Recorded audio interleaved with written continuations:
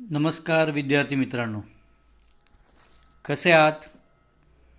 सर्वजण ऑनलाईनचा आनंदात अभ्यास करत असालच. मजा येते ना?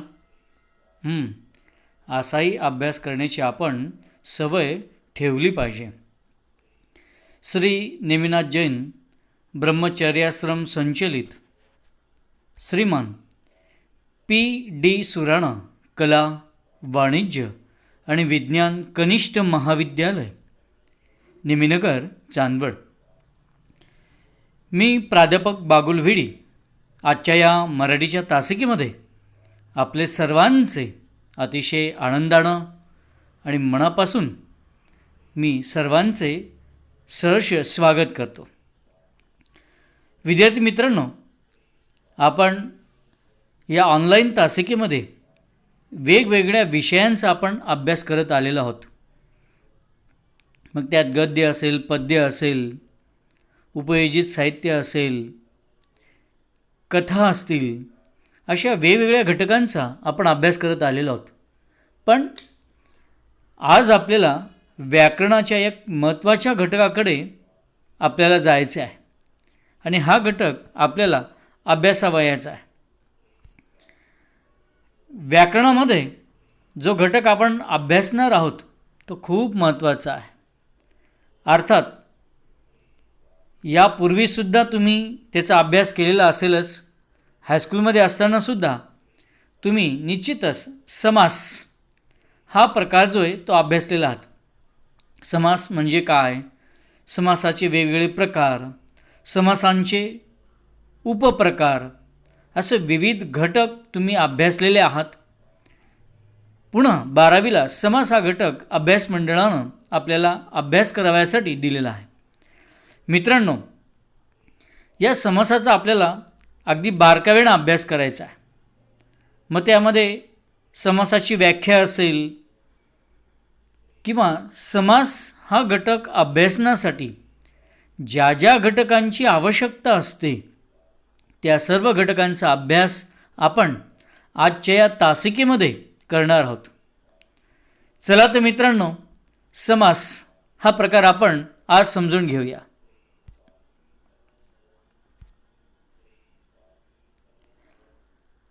समास घटक समजून घ्यायचा असेल तर आपल्याला काय काय करावं लागणार आहे? व्यवहारात मनुष्य प्रत्येक बाबतीत कुठेतरी काटकसर करताना दिसत असतो.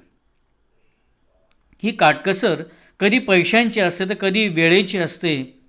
अशाच प्रकारची काटकसर बोलताना व्यवहारात पाहावयास मिळते. म्हणजेच बोलताना त्या दोन शब्दांशी संबंधित विभक्ती प्रत्यय तसेच त्या शब्दातील परस्पर संबंध दाखविणारे शब्द आपण गाळतो. उदाहरणार्थ, पोळीसाठी पाट या दोन शब्दांऐवजी त्यातील साठी हा शब्द गाळून पोळपाट असा एक शब्द जोड शब्द बनवतो. तसेच बटाटे घालून तयार केलेला वडा असे न म्हणता बटाटे वडा असे आपण म्हणत असतो. मित्रांनो, थोडंसं नीट लक्षात घ्या की दैनंदिन व्यवहारामध्ये थोडीफार काटकसर करताना आपण नेहमी दिसत असतो. आता काटकसर करणं हा मानवी स्वभावच आहे. त्यातल्या त्यात स्त्रियांचा तर जास्त हा गुणधर्म आहे.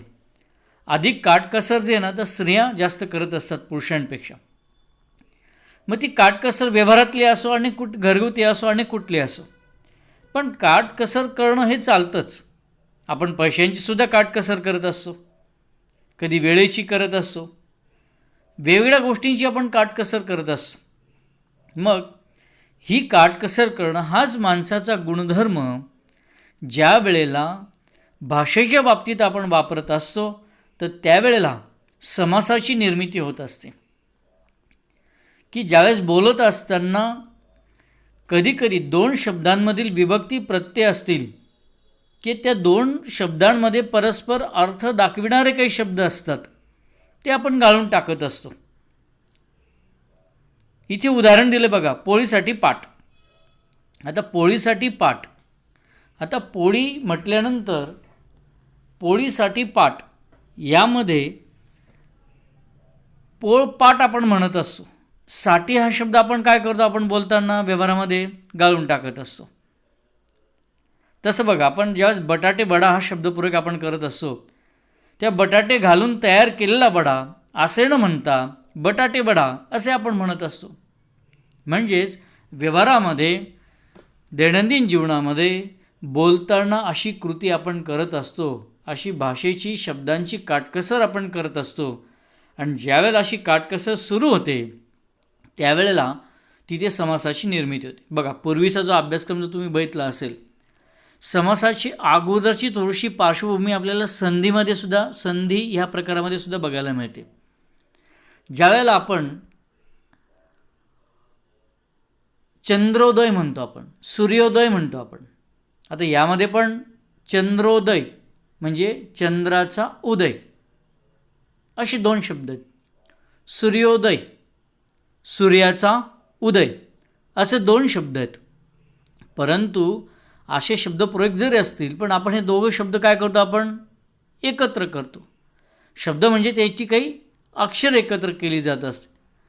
चंद्रोदय, चंद्राचा उदय, इथे काही अक्षर आपण एकत्रित करतो म्हणून चंद्रोदय झाला.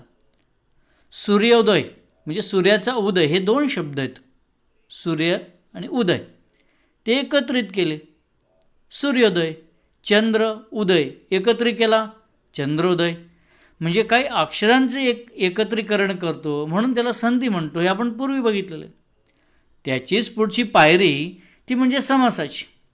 ज्या वेळेला आपण हीच काटकसर शब्दांचीच करतो, आपण बटाटे घालून तयार केलेला वडा, आता एवढे शब्द मध्ये आहेत, आपण त्याची काटकसर करतो. थोडक्यात काय म्हणतो आपण, बटाटे वडा.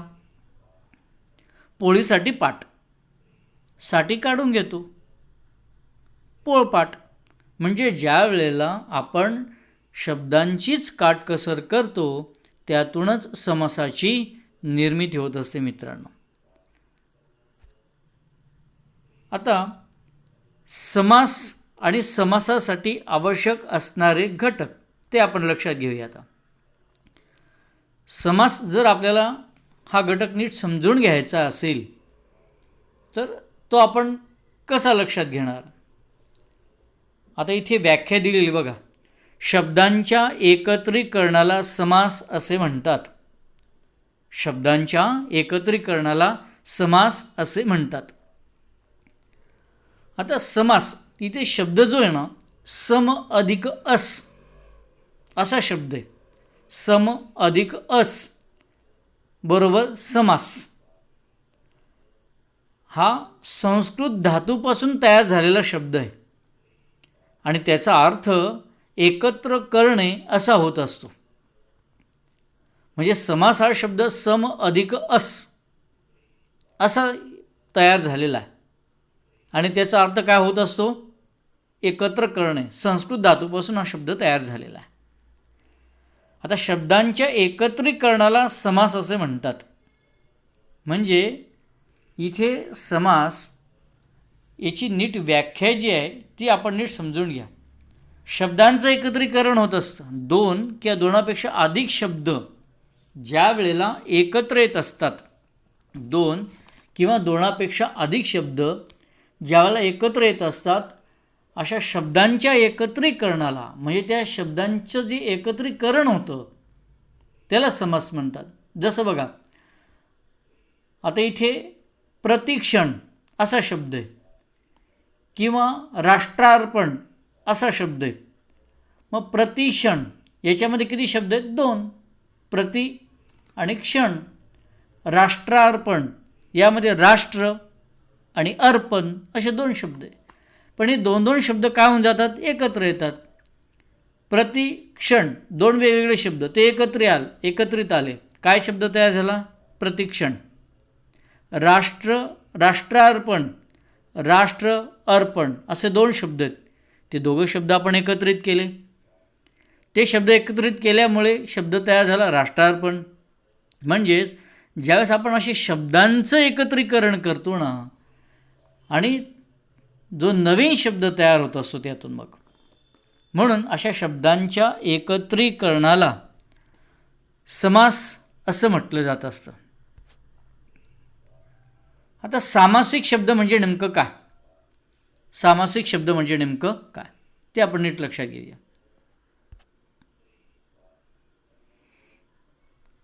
शब्दांच्या एकत्रीकरणातून जो नवीन जोड शब्द तयार होतो त्यास सामासिक शब्द असे म्हणतात. बरोबर आहे.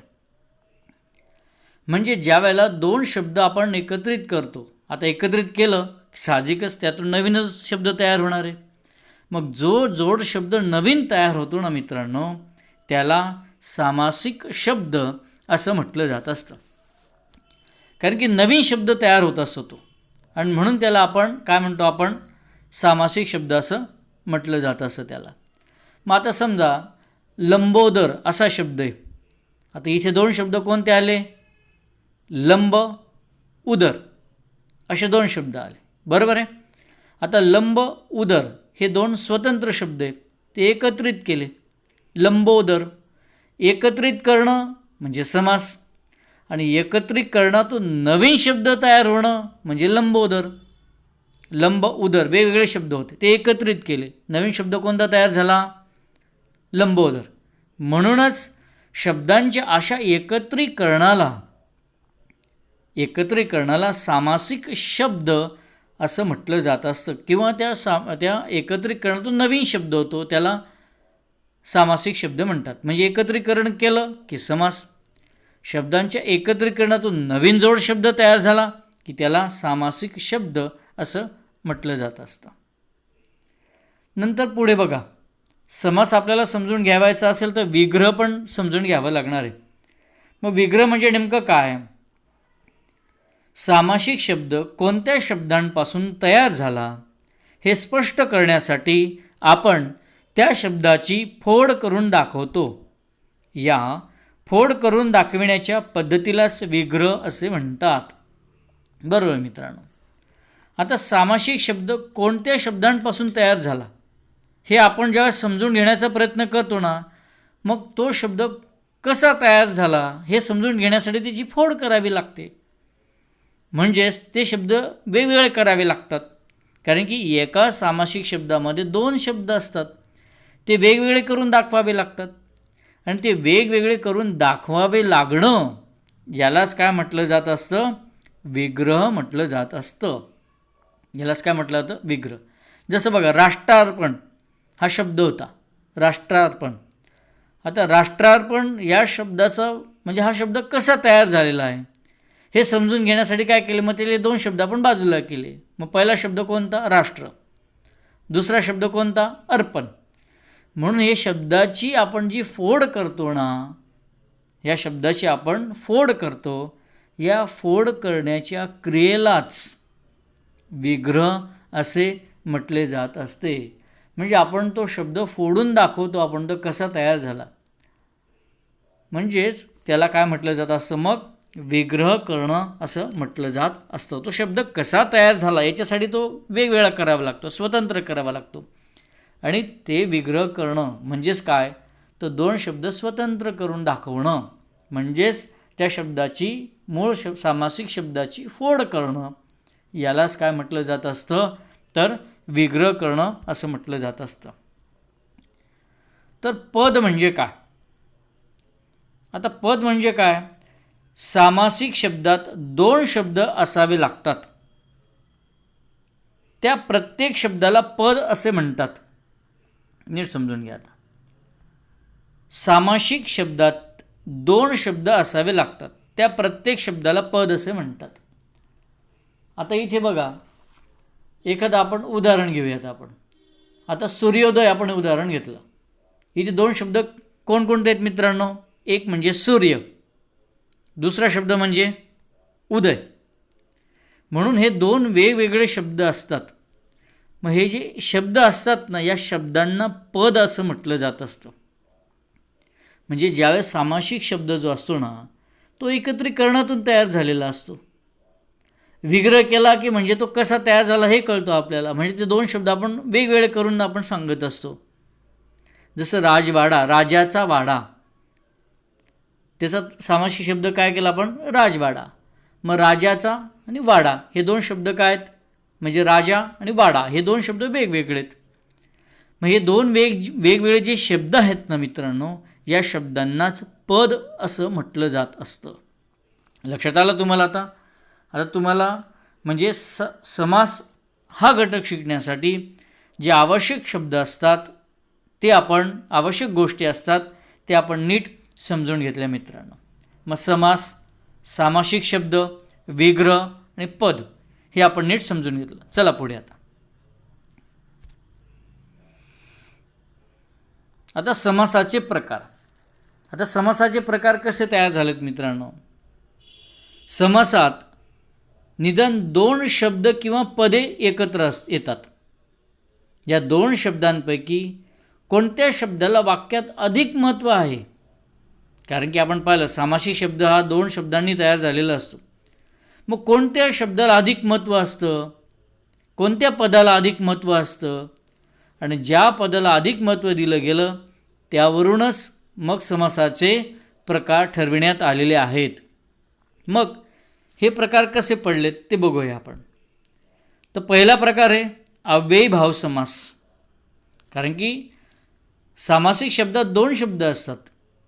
मग कधी पहिल्या शब्दाला महत्त्व असतं, कधी दुसऱ्याला असतं, कधी दोघांना असतं, कधी कधी दोघांनाही नसतं. तिसरा शब्द अर्थ जो निघतो तो महत्त्वाचा असतो. मग तुम्ही कोणत्या शब्दाला महत्त्व देतात याच्यावरून प्रकार पडतात. मग पहिला प्रकार पडला तो कोणता? अव्ययीभाव समास.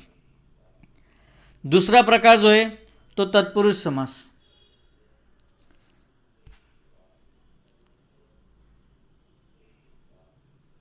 तिसरा प्रकार जो आहे तो द्वंद्व समास. चौथा प्रकार पडतो तो बहुव्रीही समास. आता यांचे काही उपप्रकार पण आहेत. आता तत्पुरुष समासाचे आपल्याला अभ्यासाला जे उपप्रकार दिलेले आहेत, तो तत्पुरुष समासाचा उपप्रकार कोणता आहे? तर विभक्ती तत्पुरुष समास हा एक उपप्रकार आपल्याला अभ्यासायचा आहे. कर्मधारय तत्पुरुष समास हा विभक्ती तत्पुरुष समासाचाच उपप्रकार आहे. त्यानंतर तिसरा दिला आहे द्विगु तत्पुरुष समास. म्हणजे तत्पुरुष समासाचे 3 उपप्रकार: विभक्ती तत्पुरुष समास, कर्मधारय समास, द्विगु समास. हे तत्पुरुष समासाचे 3 प्रकार आपल्याला अभ्यासायचे आहेत. नंतर द्वंद्व समासाचे पण उपप्रकार आहेत. पहिला इतरेतर द्वंद्व समास, ब वैकल्पिक द्वंद्व समास, क समहार द्वंद्व समास. म्हणजे द्वंद्व समासाचे सुद्धा 3 उपप्रकार आहेत: इतरेतर द्वंद्व, वैकल्पिक द्वंद्व आणि समहार द्वंद्व. हे सगळे प्रकार जे ते आपल्याला अभ्यासायचे आहेत. चला तर मित्रांनो, आता एक एक प्रकार आपण नीट समजून घेऊया. आता पहिला आपल्याला लक्षात घ्यायचा आहे तो म्हणजे अव्ययीभाव समास. आता अव्ययीभाव समास हा प्रकार आपल्याला समजून घ्यायचा असेल तर पहिल्यांदा त्याची आपण व्याख्या नीट समजून घेऊया. जेव्हा समासातील पहिले पद हे अव्यय असून ते महत्त्वाचे असते व या सामासिक शब्दाचा वापर क्रियाविशेषणासारखा केलेला असतो तेव्हा अव्ययीभाव समास असे म्हणतात. म्हणजे ज्या वेळेला समासातील पहिले पद, आता आपण पाहिलं सामासिक शब्दामध्ये 2 शब्द असतात, कोणत्या शब्दाला महत्त्व दिलं त्याच्यानुसार प्रकार पडतात, हे आपण नीट लक्षात घेतलं. मग ज्या वेळेला ह्या सामासिक शब्दातील जो पहिला शब्द असतो तो महत्त्वाचा असतो, मग तो पहिला शब्द महत्त्वाचा असतो म्हणून पहिलं लक्षण अव्यय समासाचं काय? 2 शब्दांपैकी पहिला शब्द महत्त्वाचा असतो, त्यावेळेला अव्ययीभाव समास होत असतो. पण त्याच वेळेला ते पहिलं पद म्हणजे पहिला शब्द जो असतो ना तो अव्यय असतो आणि ते अव्यय असून ते महत्त्वाचं असतं. आणि या सामासिक शब्दाचा वापर क्रियाविशेषणासारखा केला जात असतो. म्हणजे क्रियेबद्दल विशेष माहिती सांगणारा शब्द जसा असतो ना तसा केला जात असतो, त्यावेळेला अव्ययीभाव समास होतो. म्हणजे अव्ययीभाव समासामध्ये पहिला शब्द महत्त्वाचा असतो, तो पहिला शब्द अव्यय असतो, त्याचा उपयोग क्रियाविशेषणासारखा केलेला असतो, त्यावेळेला अव्ययीभाव समास होत असतो. आता त्याची लक्षणं कोणती आहेत ती नीट आपण लक्षात घेऊया. सामासिक शब्दातील दोन शब्दांपैकी पहिले पद हे अव्यय असून ते पहिले पद महत्त्वाचे असून ते बहुधा अव्यय असते. बघा, व्याख्येमध्ये पण आपण बघितलं की पहिला शब्द महत्त्वाचा आहे आणि ते बहुतांशी बऱ्याच वेळेला तो पहिला शब्द जो असतो ना तो अव्यय असतो. मग कोणकोणत्या प्रकारचा बघा, आ, गैर, यथा, प्रति, वगैरे या उपसर्गांना संस्कृतमध्ये अव्यय असे म्हणतात. म्हणजे पहिला शब्द महत्त्वाचा असतो पण तो अव्यय असतो. तर मग कोणते हे संस्कृतमधले अव्यय आपल्याला दिलेले जातात. आ, गैर, यथा, प्रति, वगैरे असे उपसर्ग असतात. दुसरं लक्षण बघा, संपूर्ण सामासिक शब्द वाक्यात क्रियेविशेषणासारखा काम करतो. मी अगोदर पण व्याख्येमध्ये तुम्हाला सांगितलं की हा पहिला शब्द महत्त्वाचा असतो तो अव्यय असतोच, पण त्याचा उपयोग हा क्रियाविशेषणासारखा केला जातो. म्हणजे क्रियेबद्दल विशेष माहिती सांगणाऱ्या शब्दासारखा केला जात असतो. पावलोपावली या शब्दात अव्यय दिसत नसले तरी त्याचा विग्रह हा अव्ययासारखाच केला जातो. आता पावलोपावली हा शब्द प्रयोग जो बघितला ना आपण, हा सामासिक शब्द जो बघितला ना आपण, यात अव्यय दिसत नाही. मग पण तरीसुद्धा त्याचा विग्रह अव्ययासारखाच केला जात असतो. मित्रांनो, आपण ही लक्षणं आपण लक्षात घेतली. आता याची काही उदाहरणं आहेत का ती पण आपण नीट लक्षात घेऊया. आता त्याची उदाहरणं कोणती होती तर यथाशक्ती, याचा विग्रह कसा होतो शक्तीप्रमाणे. बिनशर्त, शर्त नसलेला. गैरहजर, आता बघा गैर हे संस्कृतमधलं आपण उपसर्ग आपण बघितला होता. गैरहजर विग्रह काय होईल त्याचा, हजर नसलेला. प्रतिदिन म्हणजे प्रत्येक दिवशी. आमरण, इथे आ आलेलं बघा, आ, प्रति, गैर. आमरण म्हणजे मरेपर्यंत. आजन्म, इथे आ आलेलं बघा उपसर्ग, म्हणजे आजन्म म्हणजे जन्मापासून. ही आपल्याला अव्ययभाव समासाची आपल्याला उदाहरणं सांगता येतात. आता दुसऱ्या प्रकाराकडे जायचं आहे आपल्याला. तुम्हाला पहिला प्रकार लक्षात आला असेल. आता दुसरा प्रकार आहे तो तत्पुरुष समास. आता तत्पुरुष समासाची व्याख्या काय नीट समजून घ्या. आता ज्या समासातील दुसरे पद हे महत्त्वाचे असते व अर्थाच्या दृष्टीने गाळलेला शब्द किंवा विभक्ती प्रत्यय विग्रह करताना घालावा लागतो त्यावेळी तत्पुरुष समास होतो. म्हणजेच तत्पुरुष समासाच्या व्याख्येमध्ये जे महत्त्वाचे भाग आले ते बघूया आपण. म्हणजे या समासामध्ये दुसरं पद महत्त्वाचं असतं. सामासिक शब्दात दोन शब्द असतात, हे आपण यापूर्वी पाहिलं. त्यामध्ये जर दुसरा शब्द महत्त्वाचा असेल ना तर तो तत्पुरुष समास असतो. तो अर्थाच्या दृष्टीने महत्त्वाचा असतो.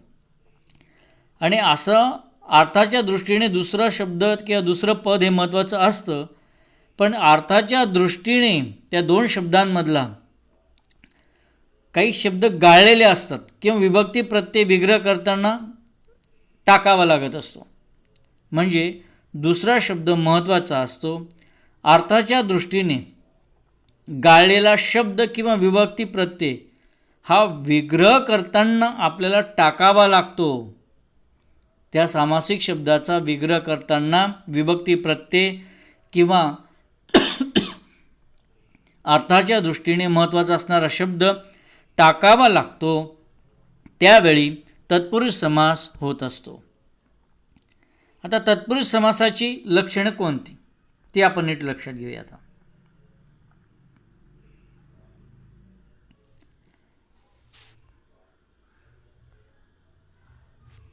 लक्षणे. पहिले लक्षण काय, या सामासिक शब्दात दुसरे पद महत्त्वाचे असते. मी तुम्हाला अगोदर पण सांगितलं की दुसरा शब्द महत्त्वाचा असेल तर तत्पुरुष समास. या सामासिक शब्दाचा विग्रह करताना अर्थाच्या दृष्टीने गाळलेले शब्द किंवा विभक्ती प्रत्यय हे योजावे लागतात. म्हणजे ज्यावेळेस या सामासिक शब्दाचा विग्रह आपण करत असतो त्यावेळेला अर्थाच्या दृष्टीने काही शब्द किंवा काही विभक्ती प्रत्यय जे असतात ते योजावे लागतात. योजावे लागतात म्हणजे काय, आपल्याला ते विग्रह करताना टाकावे लागतात, घालावे लागतात. बघा उदाहरणं दिलीत बघा. तोंडपाठ, तोंडाने पाठ. आता बघा ने हा प्रत्यय आलेला आहे बघा, तो ह्या सामासिक शब्दात दिसतो का आपल्याला, तोंडपाठ याच्यात दिसतो का आपल्याला, नाही. मग तो काय करावा लागलेला आपल्याला, योजावा लागलेला आहे. म्हणजे तो अर्थाच्या दृष्टीने असलेला प्रत्यय हा विभक्ती प्रत्यय तृतीय आहे, एकवचनी आहे, तो आपल्याला टाकावा लागलेला आहे. आपण लक्षणांमध्ये बघितलेलं आहे, आपण अर्थाच्या दृष्टीने गाळलेला शब्द किंवा विभक्ती प्रत्यय योजावा लागतो म्हणजे टाकावा लागतो. महादेव, महान असा देव. अष्टांग, 8 अंगांचा समूह. कंबरपट्टा, कमरेचा पट्टा. राजाज्ञा, राजाची आज्ञा. देवपूजा, देवाची पूजा. म्हणजे जे लक्षणं आहेत त्या लक्षणांप्रमाणे आपण उदाहरणं कशी आहेत तत्पुरुष समासाची ती पण आपण नीट लक्षात घेतली. आता या तत्पुरुष समासाचे काही उपप्रकार पडतात. मग तत्पुरुष समासाचे उपप्रकार कोणते पडतात, त्यातला पहिला बघूया, विभक्ती तत्पुरुष समास. आता विभक्ती तत्पुरुष समास त्याची व्याख्या नीट लक्षात घ्या.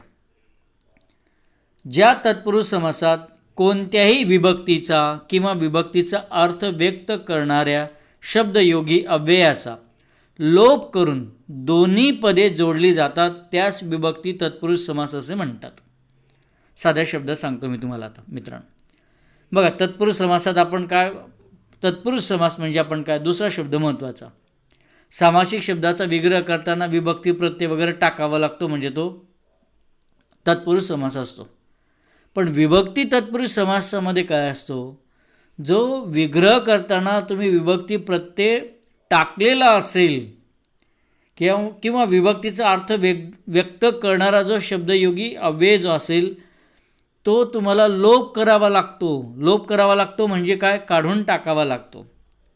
म्हणजे जो विभक्ती प्रत्यय टाकलेला असेल किंवा जो अव्यय शब्दयोगी अव्यय टाकलेला असेल विग्रह करताना तो काढून टाकायचा आणि मग ते शब्द आपण जोडायचे. म्हणजे त्याला आपण म्हणू शकतो आपण विभक्ती तत्पुरुष समास. दुसरा शब्द महत्त्वाचा, बरोबर आहे, पण शब्दयोगी अव्यय किंवा विभक्ती प्रत्यय विग्रह करताना काढून टाकून मग तो शब्द आपल्याला तयार होत असतो. म्हणजेच तो कोणता असो, विभक्ती तत्पुरुष समास. आपण लक्षण आणि उदाहरणांवरून आपण ते थोडंसं नीट लक्षात घेऊया आपण. आता विभक्ती तत्पुरुष समासाची लक्षणं कोणती आहेत ती नीट लक्षात घेऊया. सामासिक शब्दातील पहिले पद हे नाम किंवा विशेषण असते.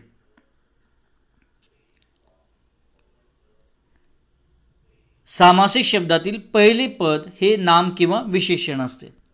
म्हणजे पहिला शब्द जो असतो ना तो नाम किंवा विशेषण असतं. म्हणजे नाव असेल किंवा एखादी विशेष माहिती सांगणारा शब्द असतो, विशेषण. दुसरं सामासिक शब्दाचा विग्रह करताना पहिल्या पदाला प्रथमा व संबोधन सोडून अन्य विभक्तीचे प्रत्यय किंवा त्याच अर्थाची शब्दयोगी अव्यय वापरली जातात. म्हणजे बघा ज्यावेळेस तुम्ही या सामासिक शब्दाचा विग्रह करतात ना तर विभक्तीचे प्रत्यय हे 8 प्रकार आहेत. प्रथमा, द्वितीया, तृतीया, चतुर्थी, पंचमी, षष्ठी, सप्तमी आणि संबोधन हे असे विभक्तीचे 8 प्रकार आहेत. त्यात एकवचने आणि अनेक वचने असे पुन्हा भाग पडतात. मग प्रथम आणि संबोधन सोडून जे अन्य विभक्तीचे प्रत्यय आहेत तर ते प्रत्यय किंवा त्याच अर्थाची शब्दयोगी अव्यय वापरली जातात.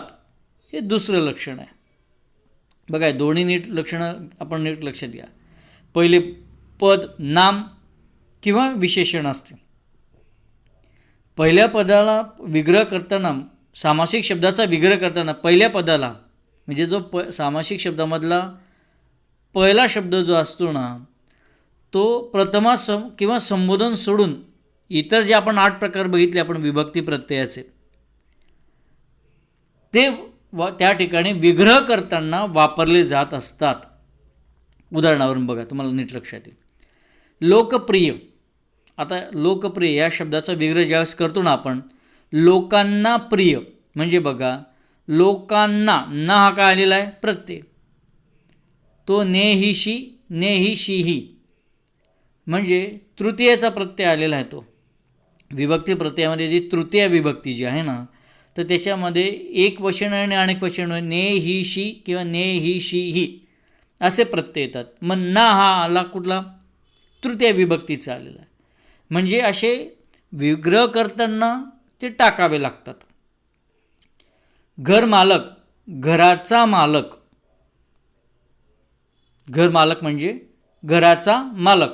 आता चा हा प्रत्यय आला, हा षष्टीचा आलेला आहे. विभक्ती प्रत्यय जे 8 आहेत प्रकार विभक्तीचे, तर षष्टीमध्ये चा, ची, चे, चा, ची असे त्याचे प्रत्यय आहेत. मग चा हा टाकावा लागलेला आहे आपल्याला. चोर भय, चोरांपासून भय. आता पंचमी, षष्टीचा प्रकार आपला विभक्तीचा प्रकार कोणता, पंचमी. ऊन, हून असे त्याचे प्रत्यय आहेत. मग चोरांपासून म्हणजे पंचमी आलं. नाट्यगृह, नाट्यासाठी गृह, नाट्यासाठी गृह. वनभोजन, वनातील भोजन. तइया, सप्तमी, तइया, वनातील, ई आला.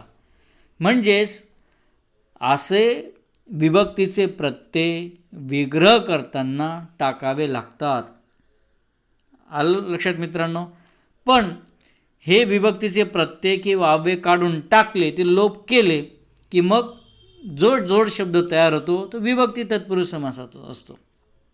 म्हणजे लोकांना ना आलेला होता, घराचा मालक, घराचा चा आलेला होता, चोरांपासून पासून, हे काढून टाकणे, लोप करणे म्हणजे विभक्ती तत्पुरुष समास तयार होतो. पण विग्रह करताना मात्र ते आलेले असतात. लक्षात आलं मित्रांनो. बघा आता तत्पुरुष समासाचा दुसरा प्रकार, कर्मधारय तत्पुरुष समास. व्याख्या नीट लक्षात घ्या. ज्या तत्पुरुष समासातील दोन्ही पदे एकाच विभक्तीत म्हणजे प्रथम विभक्तीत असतात तेव्हा त्यास कर्मधारय तत्पुरुष समास म्हणतात. म्हणजे अर्थाच्या दृष्टीने दुसरा शब्द महत्त्वाचा, पण ते एकाच विभक्तीत असतात म्हणजे प्रथम असतात. प्रथमामध्ये ज्या 8 विभक्ती प्रत्यय त्यातली पहिली प्रथम असते, त्याला एक वचनामध्येही प्रत्यय नाही आणि अनेक वचनामध्येही प्रत्यय नाही, म्हणजे प्रत्यय नसलेला तो शब्द असतो. दुसरा शब्द महत्त्वाचा पण प्रत्यय नसलेला तो शब्द असतो, त्याला कर्मधारय तत्पुरुष समास तयार होत असतो. लक्षणे बघूया आपण त्याची. आता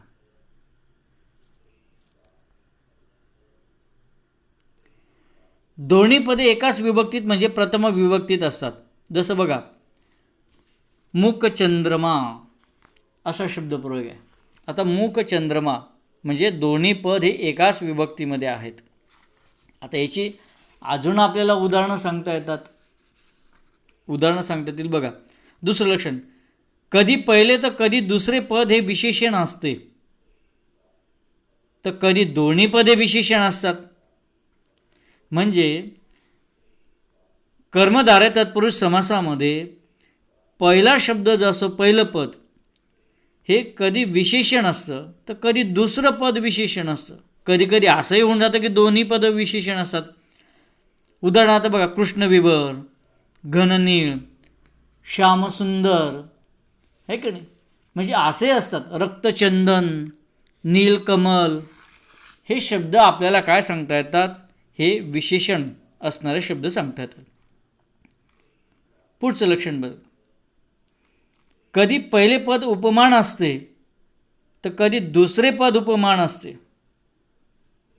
आता उपमेय आणि उपमान हे नीट समजून घ्या. आता उपमेय म्हणजे कोणतं, ज्याची तुलना करायची असते, जे मुख्य असतं ते उपमेय, आणि ज्याच्याशी दुसरा, ज्याच्याशी तुलना केली जात असते ते उपमान असते. मग कधी कधी पहिलं पद हे उपमान असतं, कधी कधी दुसरं पद उपमान असतं. उदाहरणार्थ बघा, कमल नयन. आता कमल यातलं कमल नयन, नयन म्हणजे डोळा, डोळा हा शब्द दुसरा शब्द महत्त्वाचा म्हणून तत्पुरुष समास आहे. आणि आता कमलनयन, आता हे कमळासारखं म्हणजे विशेषण आलेलं आहे, पण कोणता शब्द आलेला आहे म्हणजे कमलनयन, याच्यात नयन हा दुसरा शब्द महत्त्वाचा आहे. नरसिंह, नरासारखा तो सिंह असतो, तो नरासारखा सिंह. म्हणजे इथे दुसरं पद जे असतं ते महत्त्वाचं असतं आणि ते कधी कधी उपमान असतं. कधी दोन्ही पदे एकरूप असतात. उदाहरणार्थ विद्याधन,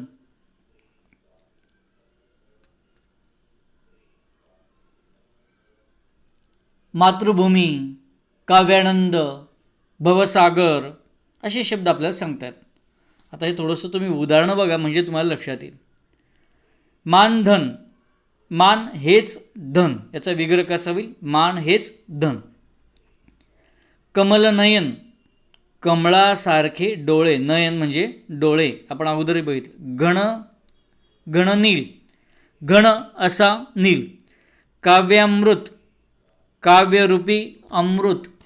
अशी उदाहरणं आपल्याला सांगता येऊ शकतात. लक्षात येतं आहे मित्रांनो? थोडंसं तुम्ही नीट लक्ष दिलं, एक एक लक्षणं तुम्ही नीट लक्षात घेतली तर तुम्हाला ते नीट लक्षात येईल. आता तिसरा तत्पुरुष समासाचा उपप्रकार आहे तो द्विगु तत्पुरुष समास. त्याची लक्षणं बघा. ज्या तत्पुरुष समासातील पहिले पद हे संख्या विशेषण असते व त्या समासातील शब्दावरून समुच्चयाचा बोध होतो त्यास द्विगु तत्पुरुष समास असं म्हणतात. अगदी सोपं आहे मित्रांनो. दुसरं पद महत्त्वाचं असतं म्हणून तो तत्पुरुष समास असतो, पण पहिलं जे पद असतं त्या सामासिक शब्दातला पहिला शब्द ती संख्येनं असणारा तो शब्द असतो, संख्या विशेषणा असतं ते, आणि त्याच्यावरून एखाद्या समूहाचा बोध होत असतो, त्यावेळेला तो द्विगु तत्पुरुष समास होत असतो. लक्षण बघा. द्विगु तत्पुरुष समासात पहिले पद हे संख्या विशेषण असतं, मी अगोदर पण सांगितलं. हा समास नेहमी एक वचनात असतो, त्यातील सामासिक शब्दावरून समुच्चयाचा बोध होत असतो, म्हणजे एखाद्या समूहाचा बोध होत असतो आणि हा समास एक वचनात असतो. उदाहरणावरून चटकन लक्षात येईल तुम्हाला. नवरात्र, 9 रात्रींचा समूह. आता नवरात्र या शब्दामध्ये पहिला शब्द कोणता आलेला, 9 म्हणजे संख्या आहे, म्हणून आपण लक्षणामध्ये बघितलं बघा, पहिला शब्द काय असतो, संख्या विशेषण असतो. पंचवटी, 5 वटींचा समूह. पहिला शब्द कोणता आला, 5. समूह म्हणजे त्यात समूहाचा बोध होताना दिसतो आपल्याला. चातुर्मास, 4 मासांचा समूह. द्विदल, 2 दलांचा समूह. सप्तर्षी, 7 ऋषींचा समूह. षटकोनी, 6 कोणांचा समूह. म्हणजेच यातून आपल्याला पहिला शब्द तर संख्या विशेषण असतोच आणि ज्यातून समूहाचा बोध होत असतो तेव्हा द्विगु तत्पुरुष समास होत असतो. मित्रांनो, आज आपण बरीचशी माहिती आपण नीट लक्षात घेतली, आपण ती समजून पण घेतली. त्या समास म्हणजे काय, समासाचे मग प्रकार कोणते, मुख्य प्रकार ते लक्षात घेतले. त्यात तत्पुरुष समासाचे मग पहिला अव्ययीभाव समास आपण लक्षात घेतला, नंतर तत्पुरुष समास त्याची व्याख्या लक्षात घेतली, त्याची उदाहरणं लक्षात घेतली, लक्षणं लक्षात घेतली. नंतर आपण त्याचे उपप्रकार जे आहेत विभक्ती तत्पुरुष, कर्मधारय तत्पुरुष आणि द्विगु तत्पुरुष, हे सगळे आपण नीट लक्षात घेतले.